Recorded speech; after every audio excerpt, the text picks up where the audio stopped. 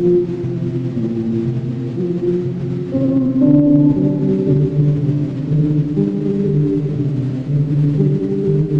experience I'm about to share may sound impossible, but I swear it's real. Every single word of it. I've always believed in the paranormal, in strange, unexplainable things. But until recently, I had never lived through anything that truly crossed that line. Maybe a few odd moments here and there, things that didn't quite make sense, but nothing like what people usually share in this community. That changed not long ago. What happened to me is the most disturbing experience of my life, and even now, I struggle to find the right words to describe it. Still, I'll try. I'm originally from the state of Chiapas, a place known for its mysticism and old beliefs. And yet, during the 28 years I lived there, nothing truly terrifying ever happened to me.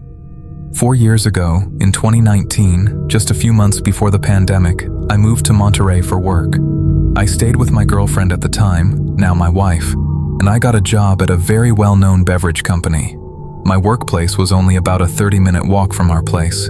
I could have taken the metro, but I preferred walking, even though my partner warned me not to. She had lived there longer than I had and told me certain areas could be dangerous, especially at night. But I didn't really care. It wasn't just about saving money. I genuinely enjoyed those walks. I liked the quiet in the early mornings, and I liked the silence even more at night, when the streets were empty and it felt like the city belonged only to me. Until one night, when everything changed. It was after a double shift.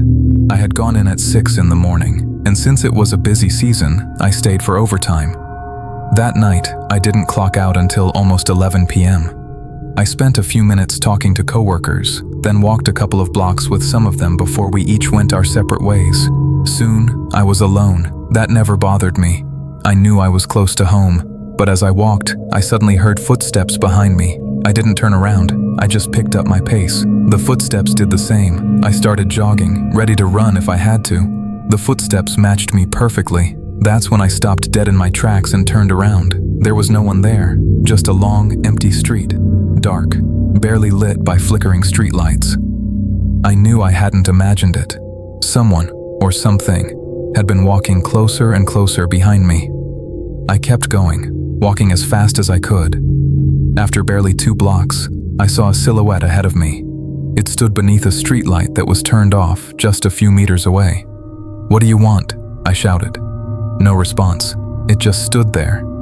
Then the streetlight flickered, once, twice, and finally turned on. That's when I saw his face, and my blood ran cold. He was identical to me. Not someone who looked similar, not like a brother or a relative. He was me, exactly me. Same face, same body, same height, same everything. The image burned itself into my mind. For a split second, I couldn't move. My body refused to respond. Then instinct took over. I ran as fast as I could toward the nearest metro station, General Anaya. There's always a security guard there, or so I thought. When I arrived, there was no one, no guard, not even in the booth. I was gasping for air, my legs shaking. And then I saw him again, across the street, at the other entrance to the station, standing there, calm, still, waiting. I had run nearly a kilometer at full speed. There was no way he could have gotten there before me, and yet, he was already there. I heard the metro approaching and didn't think twice. I jumped the turnstile and sprinted down the stairs, barely making it into the last car. It was completely empty. As the doors were about to close, I saw my double walking down the stairs toward me. I prayed the doors would close in time. They did. The train pulled away. Those were the longest seconds of my life.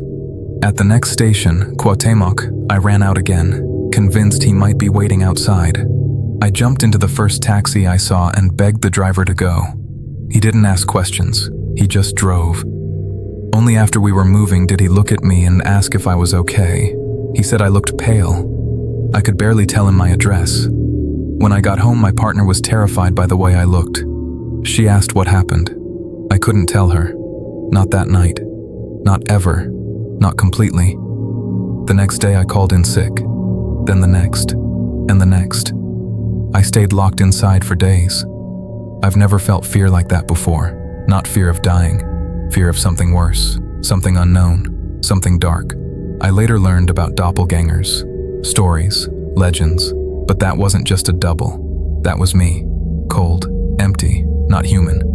All I know is this: they're out there, they're real, and sometimes, when you see someone you know from a distance, you might not be looking at who you think you are, because somewhere out there, there is someone who looks exactly.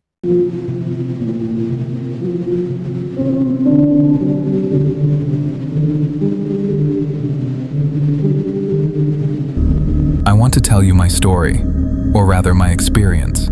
My name is Adrian. This happened in 2016. At the time, I was going through serious problems with my family, and I decided to leave home. I rented a small apartment in a town called Tamuin, San Luis Potosi.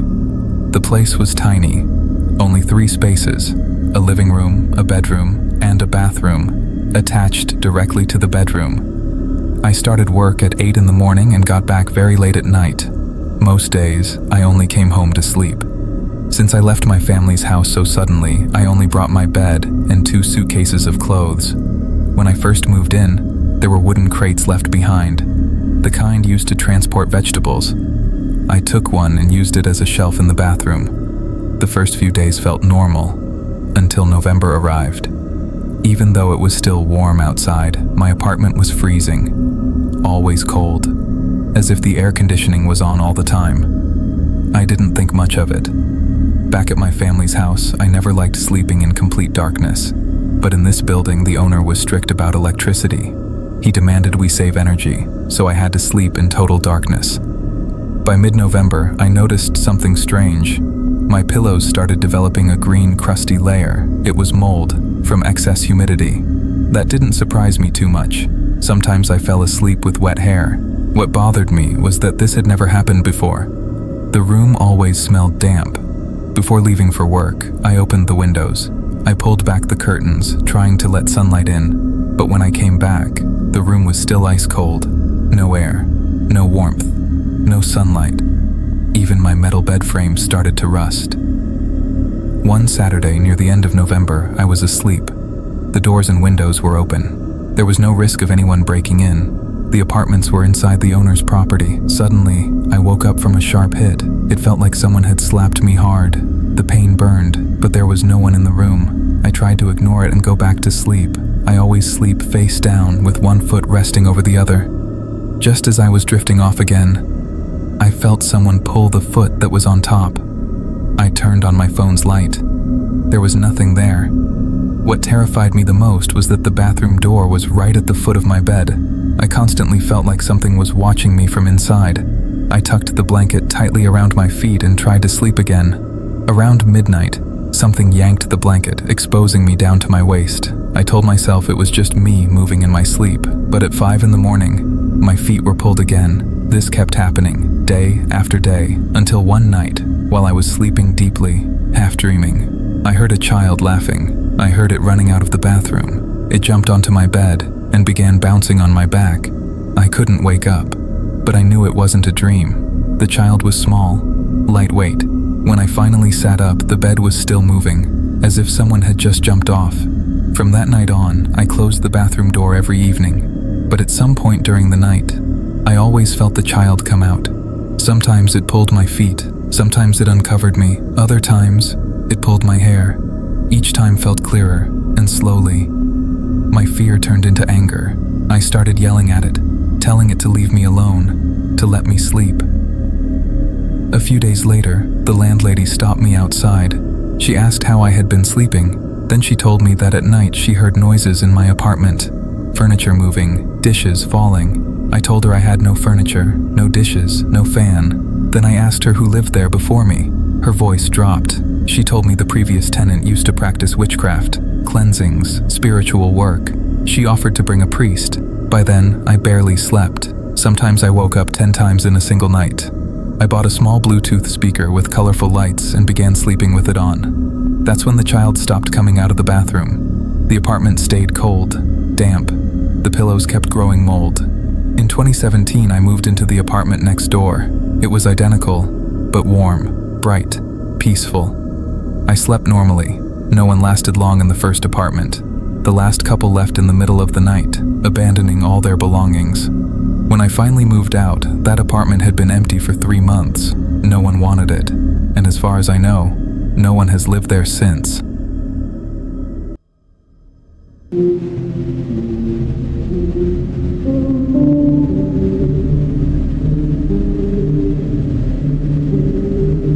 Hello, Fright Stories community.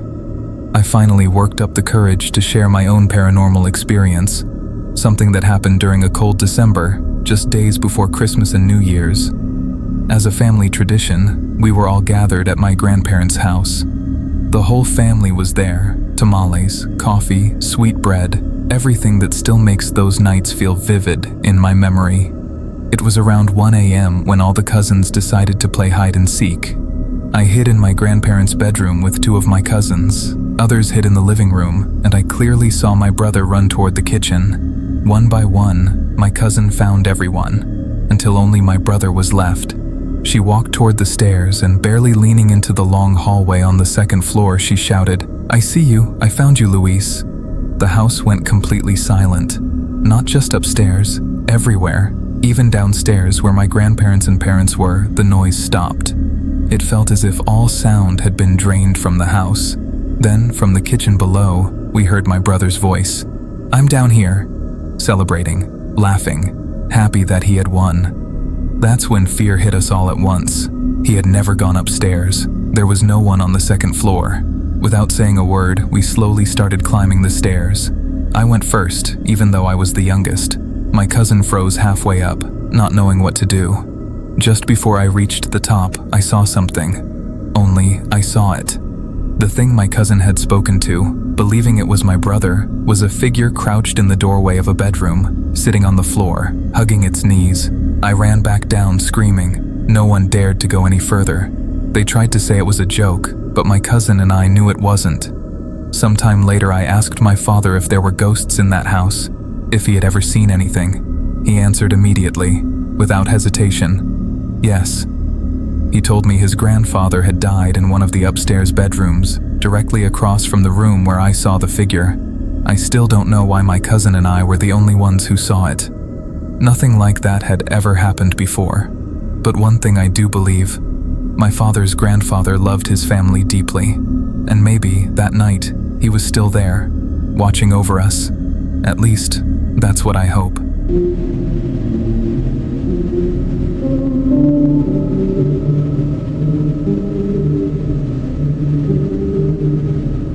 This second story happened later, when I was working for a road construction and maintenance company. My job was to deliver supplies and equipment to different active projects across the country. One morning, I started a long trip at 6 a.m.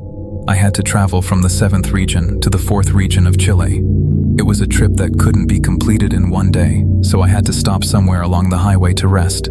Around 9 p.m., I stopped at a gas station along Route 5, the main highway in the country. I took a shower and ate something. Around 11 p.m., I tried to sleep. The truck I was driving didn't have a sleeper cabin, so I had to lie across the seats.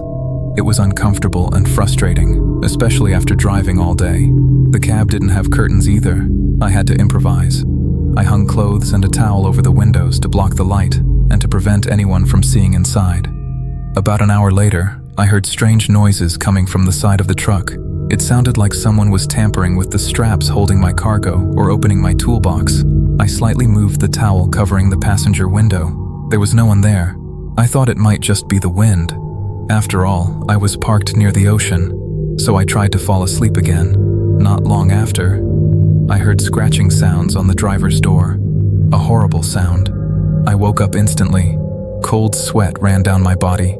It sounded like someone was slowly dragging their hand along the metal door. I hesitated, terrified to look, but I forced myself to move.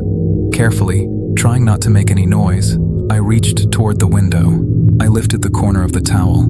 That was one of the worst decisions of my life. There it was, standing right next to the door. It wasn't human.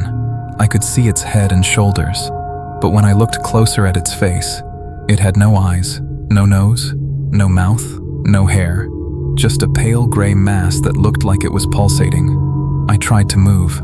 I couldn't. Fear completely paralyzed me. We stared at each other through the glass. I don't know how long it lasted. It felt like time stopped, as if we were both waiting to see who would move first. It was only about 10 centimeters from the window. Then it tried to open the door. At that moment, I was sure I wasn't going to make it home to my wife. Suddenly, the sound of another truck entering the gas station broke the silence. The thing let go of the handle. It took a few hurried steps backward and disappeared. I felt relieved. But at the same time, I was terrified because I didn't know where it had gone. I didn't sleep again until hours later, when my alarm went off and daylight had arrived. I got out of the truck to shower and have breakfast, but curiosity got the best of me. While checking the tires and engine, I noticed something on the outside of the doors. Deep scratch marks, like an animal had dragged its claws across the metal. I've lived through many experiences like these, and I'm sure there will be more, because I'm only 24 years old and I plan to spend my life driving trucks.